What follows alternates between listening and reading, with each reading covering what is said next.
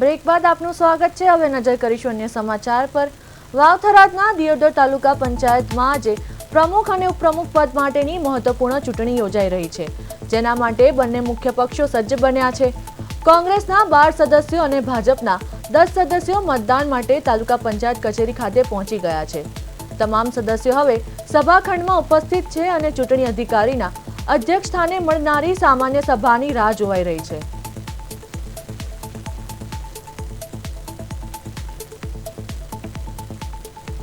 તો વાવ-થરાદમાં અત્યારે ચૂંટણી યોજાઈ રહી છે। દિયોદર તાલુકા પંચાયતના ચૂંટણી પ્રક્રિયા શરૂ। બંને પક્ષના સદસ્યો સભાખંડમાં પહોંચ્યા। પ્રમુખ અને ઉપપ્રમુખ માટે આજે થશે મતદાન। ચૂંટણી અધિકારીના અધ્યક્ષ સ્થાને સામાન્ય સભા યોજાઈ। ટૂંક સમયમાં શરૂ થશે મતદાન પ્રક્રિયા।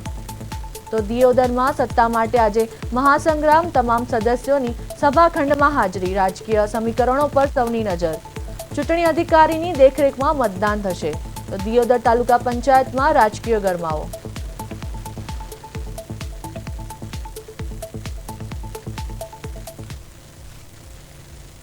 સભાખંડ તાલુકા પંચાયતમાં અને કઈ રીતે વ્યવસ્થા છે, કઈ ગેરવ્યવસ્થા ના થાય, કે ગેરરીતિ ના થાય એની ચકાસણી માટે અમે સાંસદ શ્રી જ્ઞાનીબેન, પૂર્વ ધારાસભ્ય શિવાબા, અમારા ધારાશાસ્ત્રી બી.કે. જોશી સાહેબને બધા અહીંયા આવ્યા છે અને અમારા 12 સભ્યો એક સાથે હમણાં આવશે અને શાંતિપૂર્ણ મતદાન થાય એની જવાબદારી તંત્રની છે।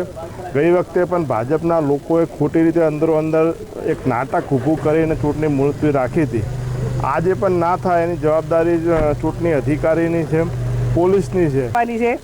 આમ તો ચૂંટણી પંચના નિયમ પ્રમાણે અને સરકારે જે રોટેશન જાહેર પાડ્યું હતું એ પ્રમાણે 25મી તારીખે યોજાવાની હતી, પણ જે થયું એ આપ સૌએ બધી મીડિયાએ જોયું, અહીંની જનતાને પણ ખબર છે।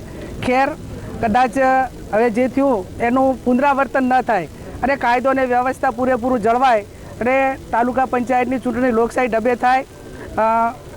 જે અધિકારીને ચૂંટણી પંચે અને ઉપરના અધિકારીએ ચૂંટણી અધિકારી તરીકે મૂક્યા છે એ હતા નહીં। થરાદ જિલ્લાના અંદર વિવાદિત રહેલી દિયોદર તાલુકા પંચાયતની ખાતે આજે પ્રમુખ અને ઉપપ્રમુખ પદને લઈને આજે ચૂંટણી યોજાનાર છે। તેની પહેલાં પોલીસે ચુસ્ત બંદોબસ્ત ગોઠવી દેવામાં આવ્યો છે। ખાસ કરીને જો વાત કરવામાં આવે તો એક ડીવાયએસપી, 4 પીઆઈ તેમજ 5 પીએસઆઈ સહિત પોલીસનો કાફલો છે તે હાલ દિયોદર તાલુકા પંચાયત ખાતે ખડકી દેવામાં આવ્યો છે। મહત્વની વાત એ છે કે 25 મેના રોજ પ્રમુખ અને ઉપપ્રમુખ પદ માટેની જે ચૂંટણી હતી તે યોજાવાની હતી, પણ ક્યાંક ને ક્યાંક ભાજપના સદસ્યો અંદર થયેલો વિખવાદના કારણે આ ચૂંટણી રદ થઈ હતી ને 27 તારીખે આ ચૂંટણી યોજાશે તેવી જાહેરાત કરવામાં આવી હતી। જો કે આજે 27 તારીખ હોવાથી વહેલી સવારથી જ ક્યાંક ને ક્યાંક જે ચૂંટણી યોજાનાર છે તેને લઈને જે રાજકારણ છે તે ગરમાયેલું છે। તે તો હાલ ટૂંક સમયના અંદર એટલે કે 11 કલાકે તાલુકા પંચાયત કચેરી ખાતે પ્રમુખ અને ઉપપ્રમુખ માટેની જે ચૂંટણી છે તે યોજાશે, સભા મળશે।